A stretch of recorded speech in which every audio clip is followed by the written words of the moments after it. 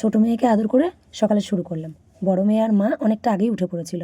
মা ওর সকালের খাবার করে দিয়েছিল, খাচ্ছিল। উইন্টার ভ্যাকেশনের পরে আজকে স্কুল খুললেও ঠান্ডা এখনও জাঁকিয়ে। শীতকালে সকালের স্কুলটা খুব কষ্টের। আমিও ফ্রেশ হয়ে টিফিনটা করে দিলাম। বড় মেয়ে টিফিন নিয়ে যাবে ম্যাগি, আর ছোটো মেয়ে ঘরেই খাবে। স্কুলের গাড়িও চলে এসেছিলো, বাবু দিতে গেল। ও বাবাও আবার পিছনে ফিরে দেখছে আমি ভিডিও করছি বলে। চলে যাওয়ার পরে বড় মেয়ে মা দৈনন্দিন কাজ শুরু করে দিল, সবজি কাটা। সকালে খাওয়ার জন্য বাবু বাজার থেকে পরোটা নিয়ে এসেছিলো, সাথে ছিল ঘুগনি আর দুটো কালো কাঁচা লঙ্কা।